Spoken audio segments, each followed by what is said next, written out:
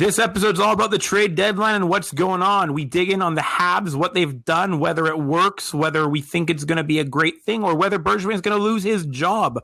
We'll swing around the league, laughing about the Taylor Hall trade, being jealous about the Anthony Mantha trade, and looking at which teams in the Canadian division really didn't do their job very well. We're going to be talking about some contenders and pretenders, including social media winners, and we're going to finish it off with a hottie of the week as usual. Enjoy, everyone. This is your trade deadline special.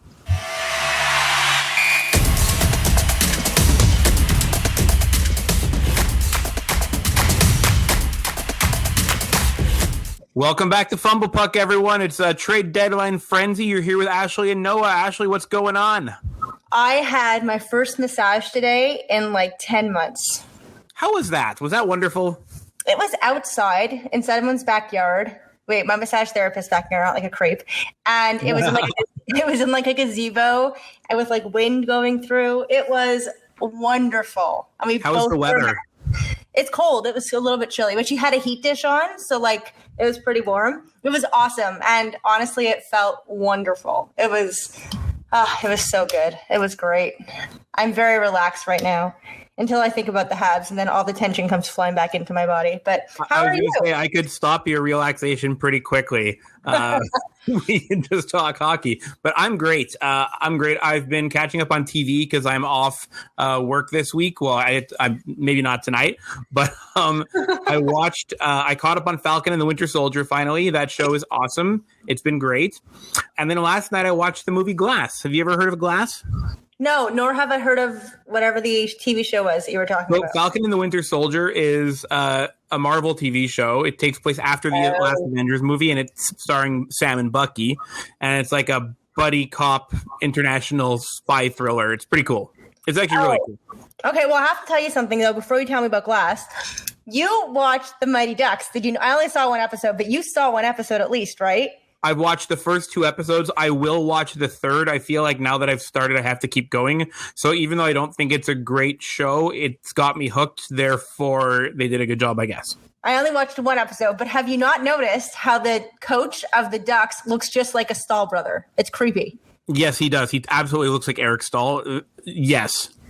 And what was funny about that, sorry, I was just drinking water. What was funny about that is because the day I watched it, I think that day or the next day, we got Eric Stahl. And I was watching him and I'm like, God, this guy looks so familiar. And then we traded for Stahl and I was like, oh my God, that's why. Like, totally his face. Yeah, that's awesome. I saw it and you mentioned it and I was like, yeah, I'm pretty sure that's a good call. That looks like it. Anyway, sorry, what's Glass? I'd never heard of it. So Glass is it's an M. Night Shyamalan movie.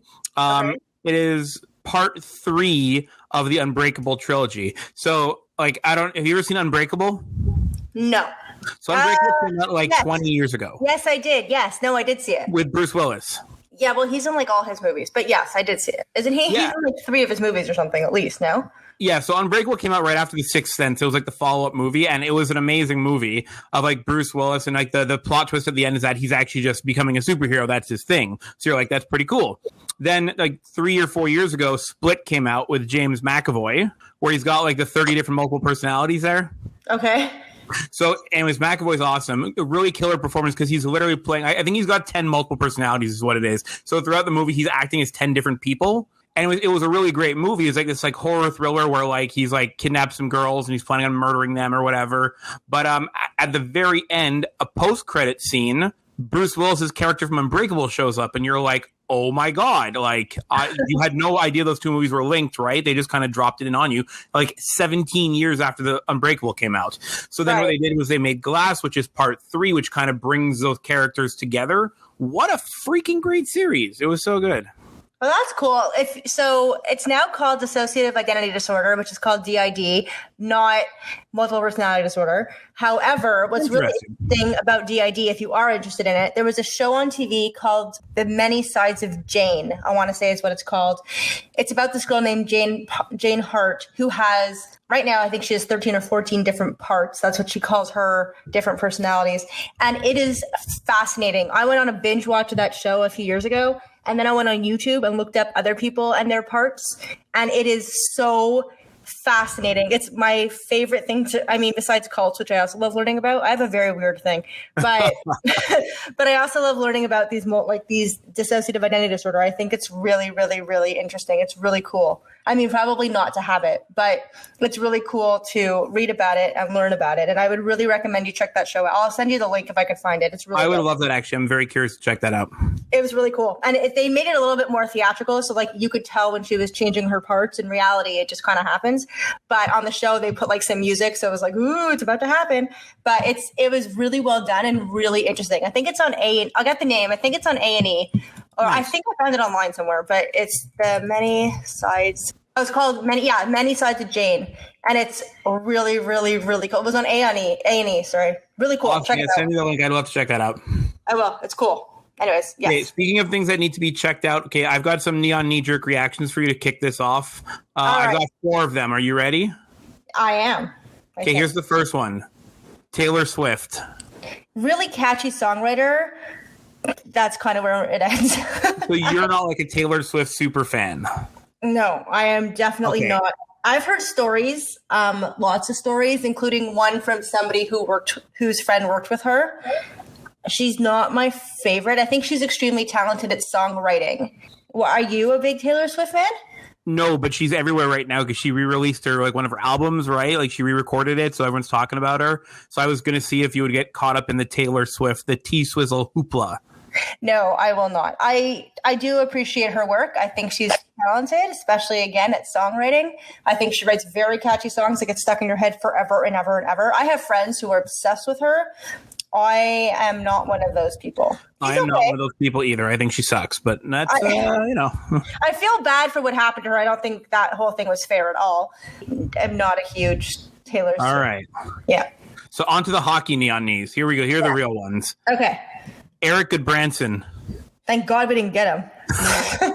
And nor did I get confused by Gustafsson and Goodbranson. I 100% got so angry. I was like, Goodbranson, are you kidding me? That's such a Bergevin move. And then I read it again, and I was like, oh, thank God. It's the better one of the two. And what's funny is somebody else posted, there was like a tweet earlier today that Brian Wild retweeted that said like, Eric Goodbranson to the Habs. And I retweeted and wrote, no thanks. And because there were rumors going around, so they put the idea in our head already. Yeah, but it's okay. We didn't get him. You know what? He grew up a Habs fan. I think he's actually a very cute looking boy.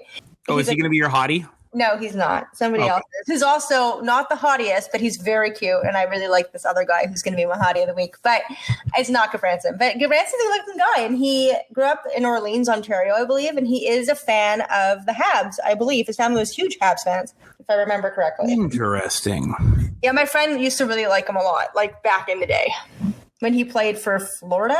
Did he play for Florida? Yeah, he was drafted 3rd overall by Florida. Yeah, so she really liked him then, back in the day. Nice. Yeah. Next up, Mike Riley. Enjoy.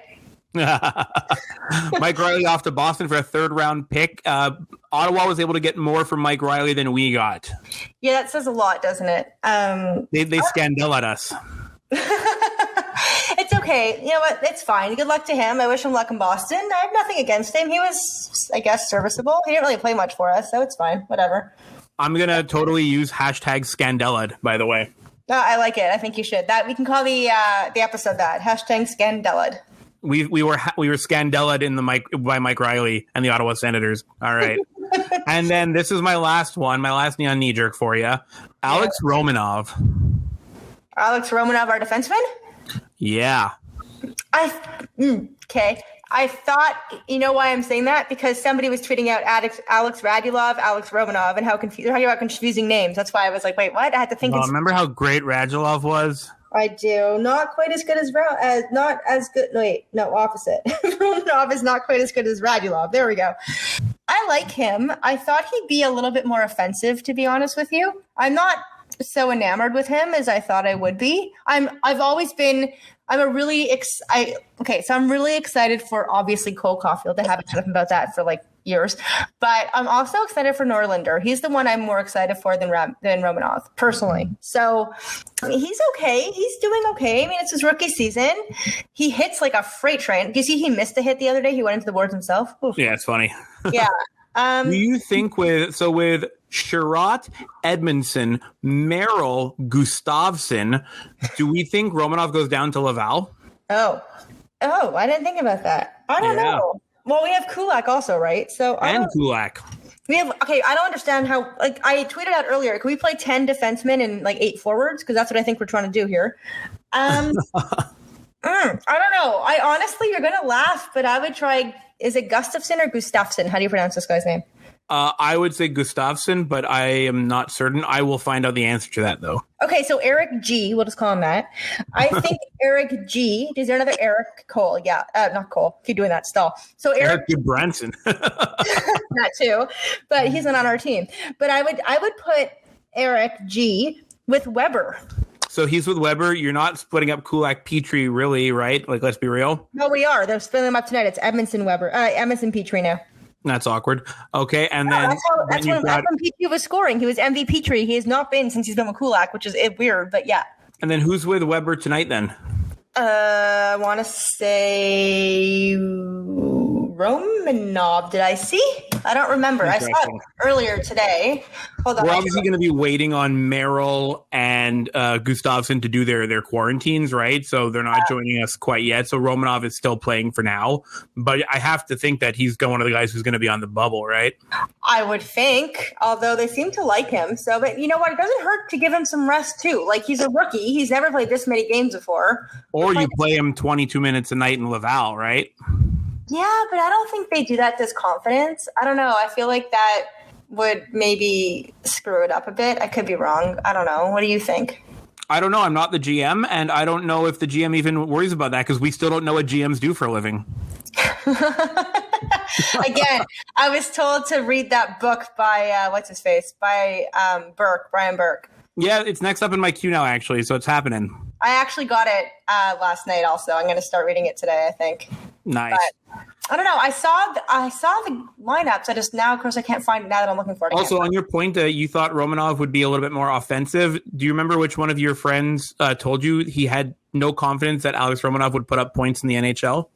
I'm guessing it's you? It was me. Yeah, absolutely. I think he's going to be a great shutdown guy. I hope the offense shows up. I hope I'm wrong. I just don't see it happening. I like how many shots he puts on net. I like how many shot attempts he takes, rather, but he's got to get some of those through traffic. Like, he's got to work on finding lanes a little better. And if he's able to do that, I'm sure he'll become more valuable. And I like the guy. Don't get me wrong. I think he's a great prospect. I think he's a great player. I enjoy watching him play. I just think he's still got some development to go. And I don't think his ceiling's above second pair. Like, I don't think he's that savior that we kind of were hoping he would be, you know? Yeah, no, I agree with you on that for sure. It's kind Speaking of saviors, we need one because did you see the Winnipeg Jets Montreal game? Can we forget about that game? Pretend it didn't exist. Yes. Unlike you. We have to a token, 2-minute talk about it just to voice how frustrated we are. Okay, well, my mother stopped watching. You stopped watching. I stupidly watched the entire thing. So that was fun. It was so bad. Oh, my God. I don't know why I subject myself to this crap. It was horrible. No intensity, no... And the only person who showed intensity was Corey Perry. And then he gets a 10-minute misconduct probably for showing too much intensity. And then Ducharme, just told him to go home because, well, he apparently showed too much intensity, something that we clearly lack. I wish our whole team was 25-year-old Corey Perry. We'd be so good. Imagine. Yeah, I think we miss Brendan Gallagher, too, because he brings a little bit of that, right?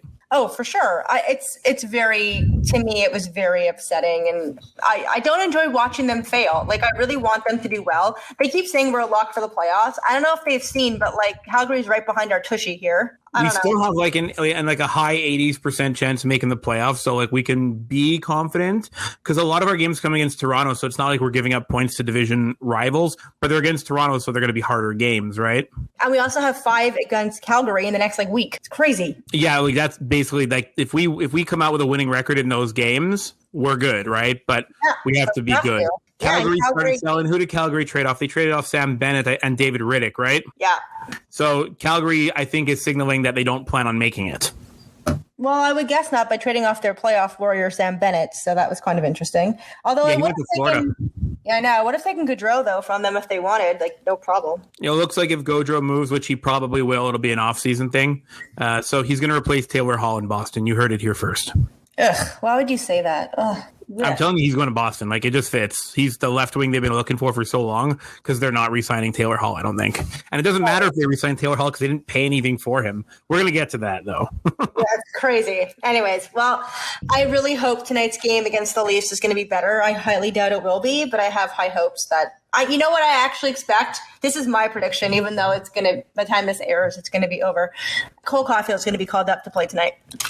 Tonight? Mm-hmm. After the game, or to play in this game? No, to play in this game. No way. 5 o'clock. Yep, call up. Watch. I'll bet you a beer on it. I don't drink, so no. But if he gets called up, I'll drink a beer. If he doesn't get called up, I'll drink a beer. Sounds like a plan. Lots of trades happened. Some are still getting logged as we finish up. But I will start throwing out some trades, and we'll talk about how they're going. So first up, let's revisit the Habs ones. Eric Stahl, how are we feeling about that a week and a half later? I liked it for the first game, and since then, not so much. You? Yeah, he we knew that his speed would be a problem. It looks like it's really a problem.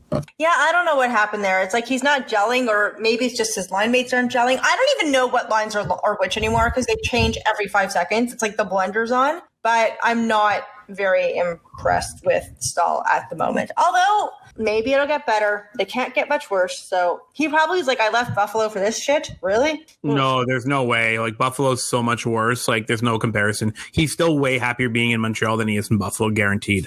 I feel like Jack Eichel was like, why didn't they take me with them? That's a very real possibility. Eichel would be like, I'd love to go to Montreal. I know, I wish. That's my, as you keep saying, that's my off-season trade that I want to happen badly. So I was listening to another podcast, to the Staff and Graph podcast with Rachel Dory and Mikey Stevens. They're great. I really enjoy them. They were talking about, you know about Jack Eichel's pregame like routine?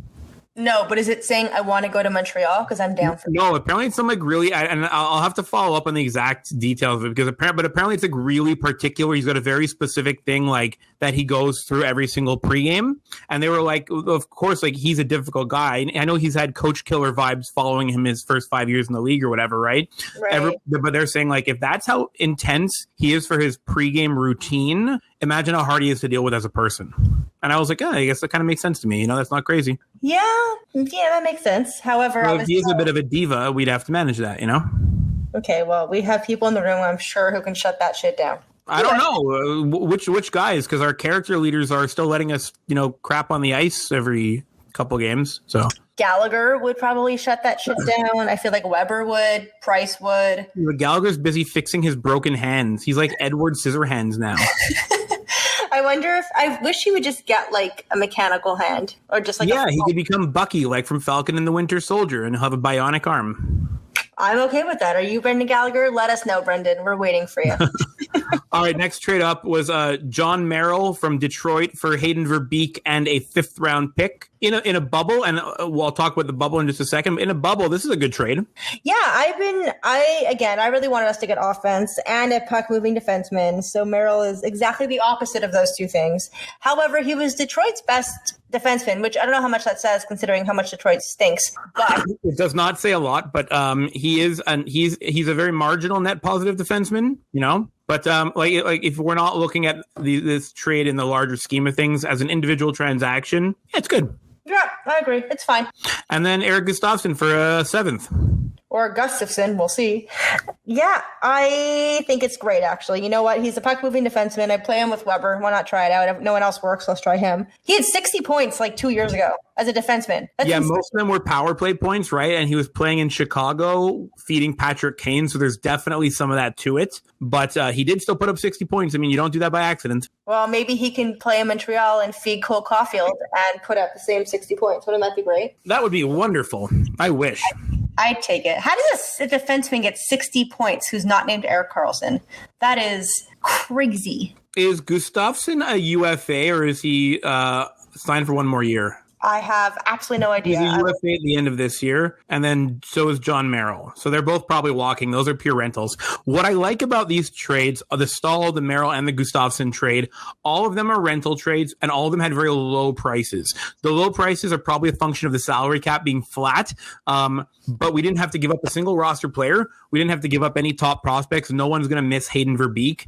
And at the end of the day, this did cost us Victor Mete, who got claimed by Ottawa on waivers. I don't think that's killer. We know you and I are both not big fans of Mete anyways, even though I don't think he's terrible. I'm just not a big fan, right? I don't think it'll hurt us to lose our 7th or 8th defenseman when you replace him with a John Merrill. I agree. I also think Mete, I think he's a fabulous skater, but that's all he brings. So he's an incredible skater, yes. Yes, but he doesn't do anything with the puck, and his shot is weak, and he's not very good at defending. So, I mean, to me, I heard people arguing about this on the radio today. I don't think it's a very big loss, if I'm being honest. No, and I think if you're looking for not quite as good a skater, but almost as good a skater with a really good brain, is Alex Romanov. And that's the same spot they're fighting for. Right. I agree. So I don't think this trade hurt us at all. The waiver claim rather hurt us at all. And I think we got the better players in the trade over Mete, personally. Sorry, you were saying. Sorry, I missed you. Sorry, what? Oh, you finish your sentence and I'll hop into mine. I was just saying I wish him luck in Ottawa. That's it. Yeah, I wish him luck. Yep. I hope Ottawa sucks, but, you know. Me too. Not as much as I hope Toronto sucks, but yeah. Okay. Here's the thing about the Montreal trades that I want to touch on. I said before, in a bubble, this trade is good. And in a bubble, the Gustafsson trade is good. And in a bubble, the Stahl trade is good.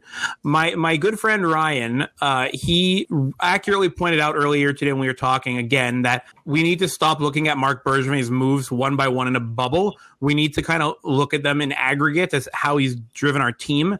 If you look at all his trades combined, there is a distinct lack of adding great players, right? There's still no bold moves. That typical Marc Bergevin, third liner, fourth liner, depth defenseman trade, those don't add up. You know, like they don't. No, I agree. I really like the Weber-Subban was a pretty big deal. And since then, it's been nothing to write home about.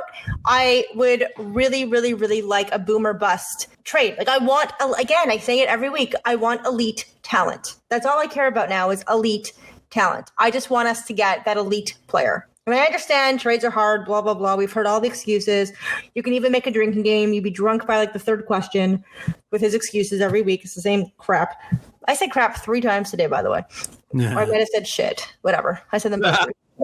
But it's enough. I'm tired of this fourth line, third line plug. I want scoring. I really wanted him to get Hoffman today, or Eichel, or Laine, or even Taylor Hall, or Mantha.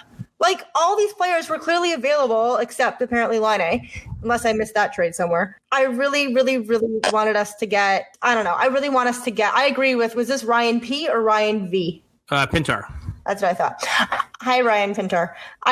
He doesn't listen to this, does he? I think he started. Oh, hi, Ryan. I would just really like to get legit talent and stop.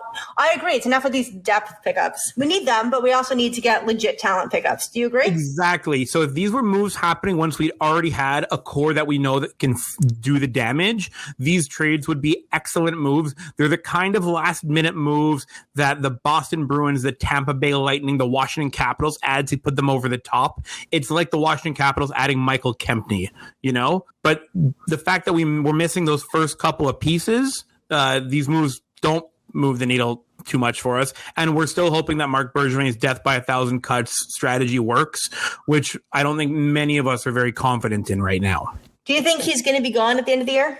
So before the trade deadline started going, I had some thoughts in my head of like, what if he doesn't do anything? And if he didn't do anything, there would be 3 things in my mind that would be happening. Those 3 things were, 1, he tried to do something, but he couldn't, in which case he should have been fired. He didn't think he needed to do something. So he believes that this roster will win, in which case he's betting his reputation on it. So if it doesn't work out, he should probably be fired. And then the third one, though, is that he's got such insane job security that it doesn't matter what he does, he's not getting fired anyways. I'm worried that option 3 might be real. I don't think so. I think this is the last. Interesting to see, because there are a lot, like Scott Mellenby could hop into being the GM right away. Yeah. Like, why not? He's an experienced guy. He's got a slightly different style. Like, and he does speak French. He's from Montreal. Right. I just think I'd love to see new blood in there. I don't want to see Patrick Roy. I know, No. there's no, I want to see someone with some fire take over. And I don't know if Scott Mellenby's that guy, but I think if you wanted to get rid of Bergevin, you need to do it before the expansion draft. And I think we have a guy who could at least be interim in Scott Mellenby, Right. Whoa. So I think there's an opportunity there. I would fire him at the end of the season. If we don't make it out of the first round of the playoffs, Marc Bergevin should be fired.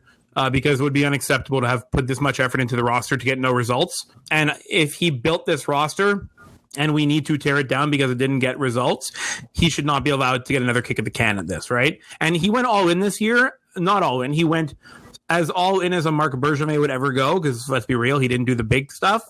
I love the Toffoli bit. I love the Anderson bit. We're still missing that one thing. We're still missing that second thing. He doesn't deserve another chance after this. There's no way.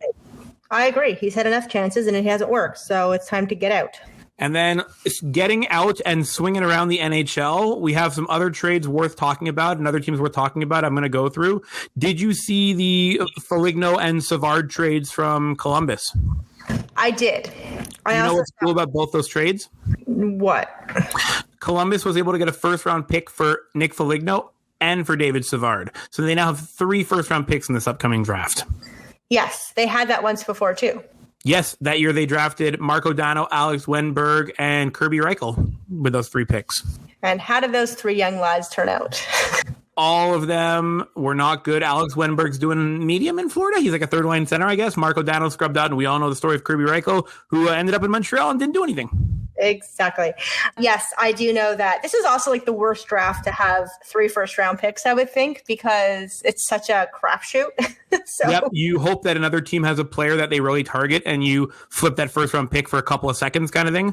Unless you're really confident in your scouting department, and we know that Kekalainen is a confident guy because he went after Igor Chinikov in the last draft. Like, it's completely off the board, right? Yep. I remember everyone was like, who? We don't even have notes on this guy. Who is it? I loved it. Like, Sam Cosentino was like, I literally don't know who that guy is. And he's the draft guy. It was so good. Yeah, no, it was, yeah. What do you think about the Foligno, or Foligno, how you say him differently than I do, and the Savard trade? So Foligno, I'm sad about because he's the captain of Columbus. Everyone knows my second team is the Jackets. I'm a big fan. Seeing the captain get traded sucks. It does signal the end of an era. Tortorella he made a statement about it, and even Tortorella was expressing genuine sadness. Like, he's like, oh, I'm happy for him, but like, we really built something special here. He's like, it feels like the band is moving on, and it does feel like, and I do believe that Nick Foligno will sign back next season in Columbus. I believe in my heart he's going back there, but you can tell that this is the end of an era in Columbus. They're going to have to start making some changes. They had a run, and that's it, Would that change have been line A to us? What? Okay. I would believe, and I was having this conversation with my father because we have great hockey talks, him and I. It's like my favorite way of keeping in touch with him because he lives so far away.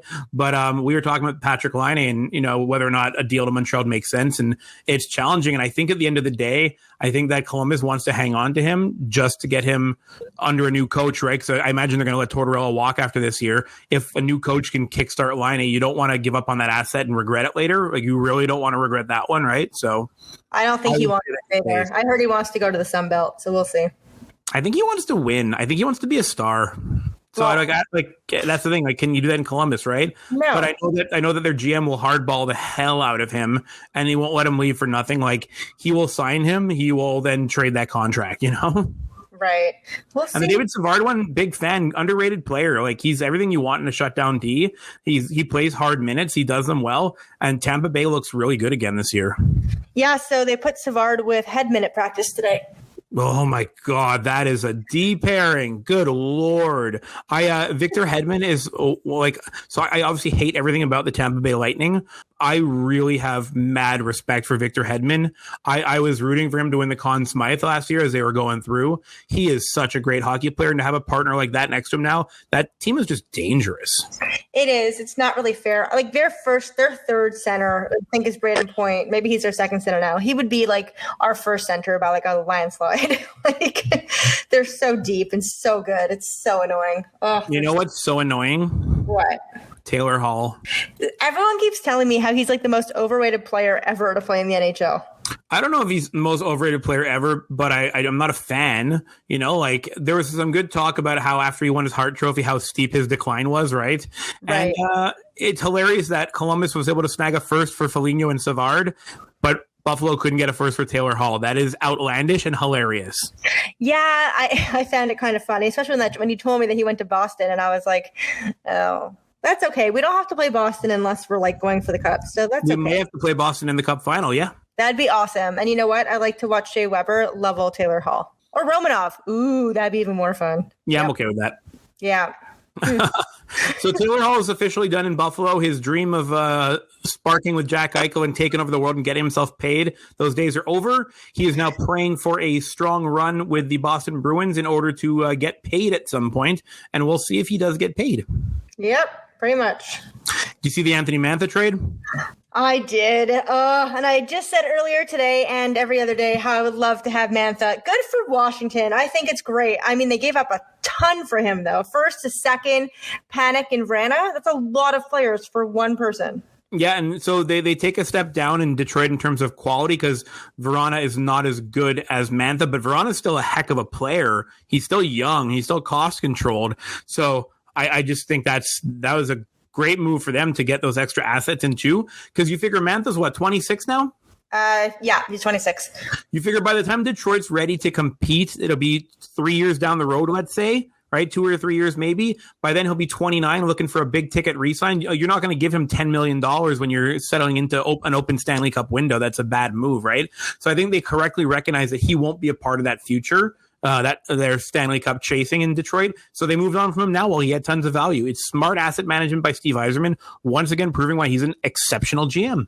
I actually saw something about Mantha and Vrana, and it had that Vrana actually had more points per game, I think, than Mantha. But I don't know where I saw that. It was on Twitter. Someone today said it.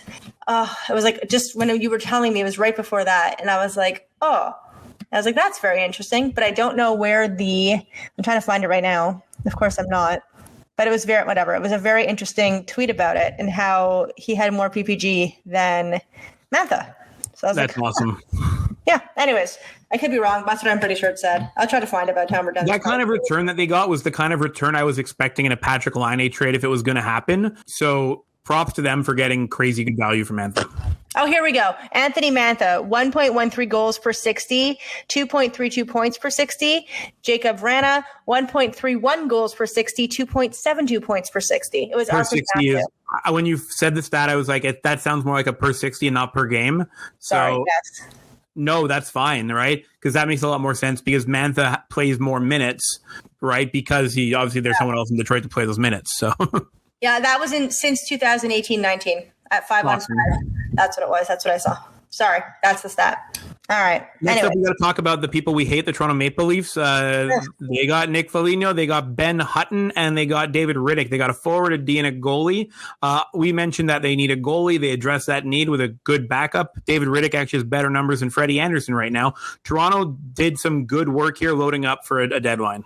Yeah, whatever. They do that every year, and then they fail. I expect the same this year. Wah, wah. Okay. I hope so. I hope you're right. I hope so too. I don't like them. So. And then Edmonton picked up Dmitry Kulikov, which is a nothing move. So that sucks. Yeah, that's fine. Whatever. Yep. And then I put down here's our last note, the Winnipeg Jets, because the Winnipeg Jets did absolutely nothing. No, they got Jordy Ben. Then we went and got Jordy Ben. So I think this is a big miss for Winnipeg because they really need help on D, and Jordy Ben's not a really big help on D. You know, like they're in a situation where they have an opportunity to go for it, and all they did was Jordy Ben. That's some Marc Bergevin GMing right there. So Cheveldayoff literally just said the asking price this year is what it is. Winnipeg was prepared to participate in the market, says Cheveldayoff, but sometimes you take swings and it just doesn't work out. So I actually chose them to win the North Division. Is it the North? Yeah, it's the North Division, the Canadian Division, whatever it's called. I did choose them to win that. I still think they actually are a better team than Toronto, especially with their goaltending. Hellebuyck is so good. So we'll see, I guess. Oh, hi, my dog is here. My dog is saying hello. Hello. Okay. So we'll see about that one. I think that one's interesting. Awesome.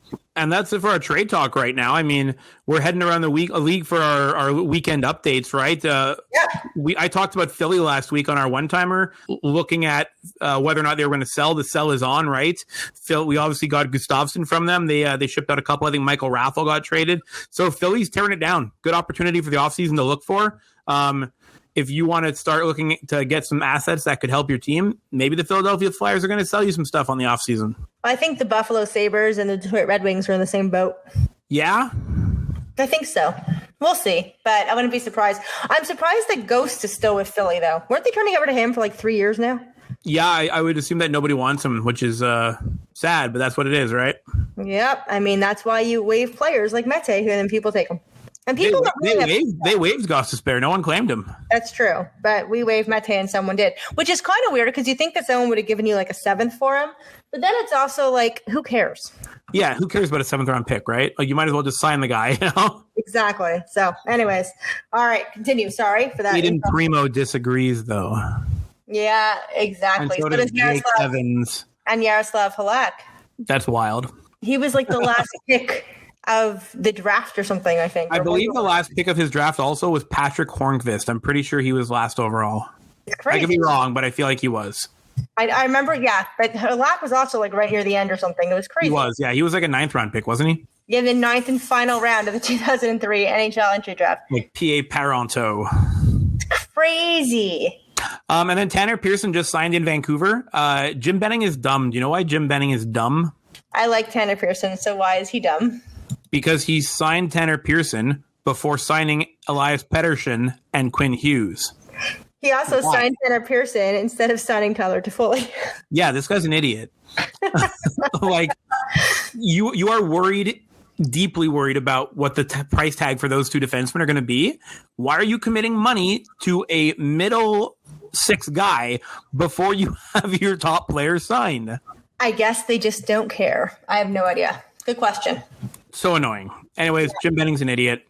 I'd be shocked if he gets, like, he shouldn't keep his job next year. There's no way. So I hope he gets fired. All right. And now a word from our sponsor. You know what, everyone? Life can come at you fast. Life is real busy and you got stuff to do. If you need to really just take a step back and just watch not a lot of anything happen, watch the trade deadline shows on one of your local sports networks. You're guaranteed to have nothing important happen and way more coverage than you ever needed. So tune in to kick back and relax, not miss anything important because you're getting your news from Twitter anyways. Cheers. Okay, we're back. We before we get into our contenders and pretenders, I had a question for you. So one of the things we saw in this trade deadline that was super interesting was a lot of third-party teams taking on cap space just to facilitate trades. Obviously, that's weird and something the NHL would not want to see be done consistently, right? We're talking to you, San Jose. Yep. Yeah. So do you think they're going to address this in the offseason somehow? Do you think they should? I'm thinking, like, do you think there's a need for a compliance buyout just to give everybody a cushion?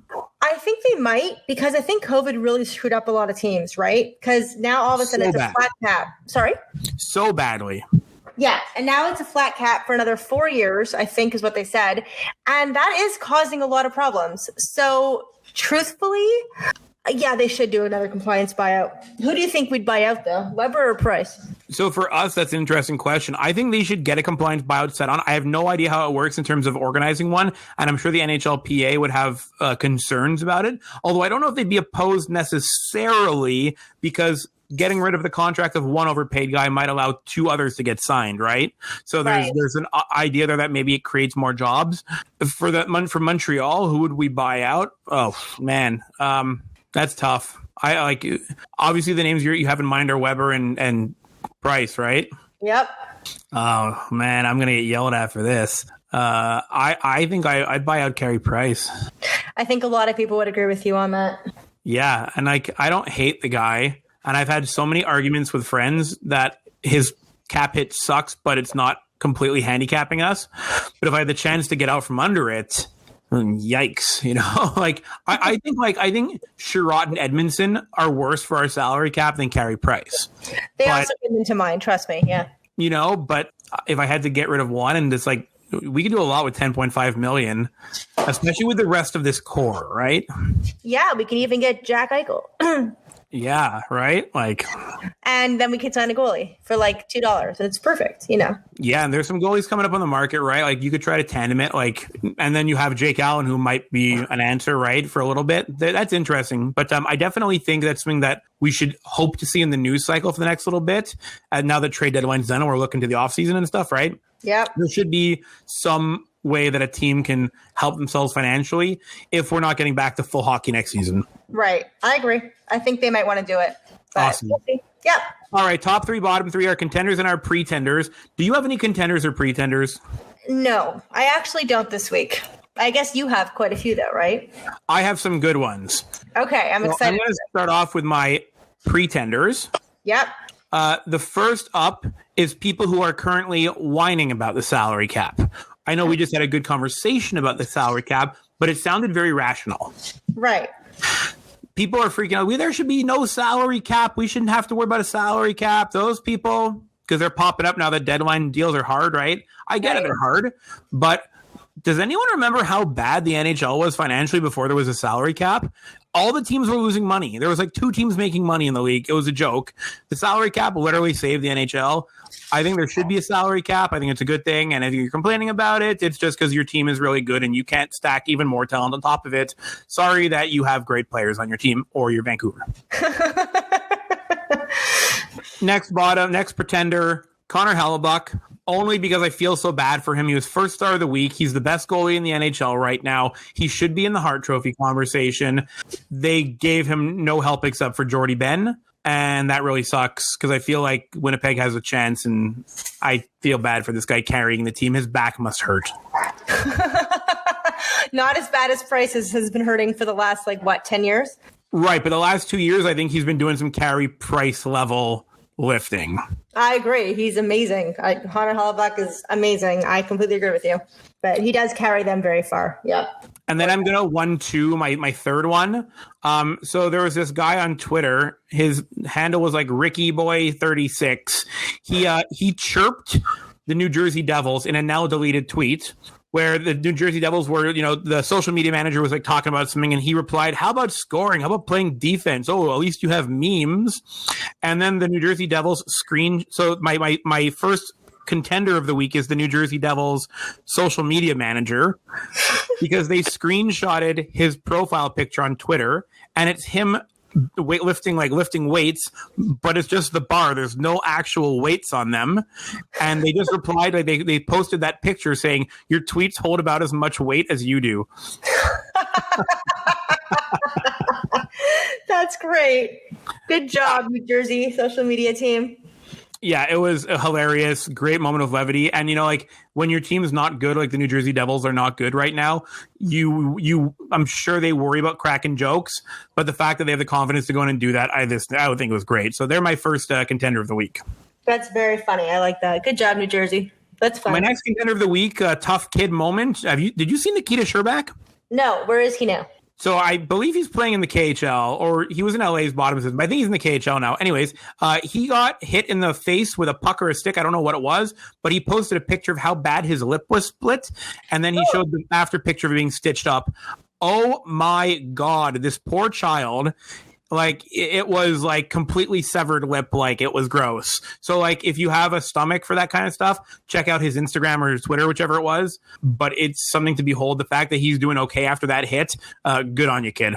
I'm not going to go check that out. I trust your... If you have a weak stomach, don't go. I'm not checking that out. Okay, next. And then my contender of the week, my favorite person of the week, because he's not active on social media, but when he does hop onto social media, he's always very funny or topical or supportive. God bless this man, Thomas Plekanec. Is this about the Lou Lamoriello and the shaving? Yes, it was hilarious. Yeah, that was great. So Kyle Palmieri goes to the Devils and has to shave off his beard, and he's like, "Oh man, new look," and Plekanec just retweeted it I feel you, man. I know how that works because Plekanec had to shave off his goatee when he went to Toronto as our spy for a month. Yes, that was hilarious. I remember that. That was very funny. Yeah, so it's always fun. If you don't follow Plekanec on social media, you need to. He's great. It was a very funny tweet. Give him props for that, Jay. That was funny. Props. I hope you're feeling okay, Nikita Sherbak. Yeah, his before and after picture, the after picture when it was stitched up, he was in very good spirits. He's like, hockey loves me and hates me at the same time kind of thing. Like it was good. So I feel like he's doing well, but wish him a quick recovery. He should be wearing a cage for the rest of his life. Like don't take a chance. I thought he was going to be such a stud. Oops. Okay. Yeah, another one of those Habs draft picks that I thought was going to be amazing and we whiffed on. Thanks. Yeah, him and what's his face, the one who we got for Vanek, Kohlberg. I thought Kohlberg was going to be such a stud too. I was going to die on that hill for years. Yeah. Whoops. You win some, you lose some. All right, fumble of the week. It's a tie. I wasn't sure who to pick, but it's either Jim Benning or Kevin Cheveldayoff. Benning because he just piles on bad after bad after bad. Cheveldayoff because I figured he really missed a key opportunity. I think I'm going to go with Benning. Just because if he loses one of Pettersson or Hughes because he has too much money tied up in other players, someone's going to murder him. Like someone's going to drive up to his house and crack him over the head with their cane. So, okay, we are not condoning any violence. Do not do that, listeners. No, please. Don't hurt Jim Benning at all. But you can make fun of him. I think he's earned it. Like he gets paid enough to get made fun of, I think. How much do GMs make? 5 million, 10 million? What do they make? I don't know, but do they earn their salary? We don't know that either because we don't know what GMs do. It's like the one day of the year where they had to all get up and work, and they didn't even want to get up because it was Monday, so they did all their work on Sunday night. Like they literally doing their homework the day before the deadline. At midnight, drinking all the trades at midnight last night. Yeah, good times. So annoying. I was trying to get some sleep, like they were like, "Nope, Noah, not going to happen." All right, we're rounding the corner on this one. We're looking for a hottie of the week. Do you have a Sherratt or not? I do. Okay, so he's not like necessarily the hottest player, but he's really cute in like an adorable kind of way. So today I'm going to give it to TJ Oshie. He's adorable. He's a good looking guy. He is. I really, really, really like TJ Oshie. I think he's adorable. So it's for you, TJ. I feel like TJ Oshie is one of those players who's always like, you never overrate him, you always either overrate or underrate him, if that makes sense. Like there was that time where we thought he was like the best player in the league and he wasn't, and now there's a time where we're like, we kind of forget about him, but he's still really good at hockey, Yeah, my friend is a diehard Caps fan, and she is terrified that Seattle's going to claim him in the expansion, and she's absolutely terrified about losing him because she thinks he's adorable. And I'm like, I'm sure it's going to be okay. And she's like, so worried about it. And meanwhile, I'm over here like, please take so-and-so off our team. Please take him, Seattle, please. When we get further down into the season, are we going to do a Seattle mock draft? Sure, we totally can. That sounds like fun. I'd love that. Yeah, because you kick my ass in it. That's why you love it. Well, not a competition, and we'd have to talk about it, But yeah, no. Cap Friendly has a Seattle expansion draft program where you can hop in and do your own expansion draft. It's so much fun. Oh, that's cool. I'll check that out. Awesome. Yeah. Cap Friendly's awesome. Again, thank you, Cap Friendly, for making this a lot easier on all of us. I don't know how much they make doing that, but they definitely earn their paycheck because they do more work than NHL GMs, I'm pretty sure. An NHL GM is going to call you one day and just give you shit. You know that, right? I said it 4 times this podcast. Look at that. Yeah, I'll just say, give me a job and we'll see. Like prove me wrong, like whatever. So if anyone wants to hire me to work for your NHL franchise, I don't care if it's the Sens. I'll take the job. And we're going to wrap it up now. Our moment in hospitality. The lockdown does not seem to be working. Please stay home. There's a stay-at-home order. Just stay at home. We're all staying home. Please help us out. We want to get back to normal life. Please let us get back to normal life. Don't go and be an NHL coach taking off your mask and stuff like that. It's only been 4 days, Noah. It takes a little bit longer for lockdowns to work. Take it from somebody who's been in one pretty much since September or even before that. We have a bullshit curfew going on that doesn't work. So good times. But yeah, get vaccinated, everybody, if you can. I know the rollouts are really frustrating and really annoying. Trust me, I know all about it. But if you can get vaccinated, please do. Let's try to get some herd immunity going up in here. We can hopefully stop this from spreading, because who wants to live like this? I don't. Although I'm kind of enjoying staying home. Are you? Well, I'm on vacation this week from work, so I mean, like, I'm enjoying that, but I haven't had any time off due to this pandemic at all. I'm like working in a more dangerous situation every single day, Which is terrifying, and I hope that you're okay. Don't worry. If you had to fire one person, would you fire François Legault or Marc Bergevin? Oh, that's not fair. That's the question. That's how we end this pod. The answer, you need to answer that question. Oh no. Oh no, Francois Legault. He's worse. I hate him. I would fire Doug Ford over Mark Bergevin. So I think we're in the same boat. All right, everybody. That's been our show this week. Thanks for tuning in. Ashley, you want to drop some plugs? Yeah, check us out, subscribe, press the buttons. You know what to do at FumblePuckPod, and we're on all podcasting services and apps as far as I know. If we're not, please let us know. As always, you can reach us by email, ashley@FumblePuckPod.com or Noah with an H at FumblePuckPod.com. You can also check up, again, all of our stuff on YouTube and Twitter and Instagram, and we're everywhere. Facebook. Again, FumblePuck Podcast on Facebook. And check us out. Stay safe. Awesome. Go Habs, go. Please win. Please score.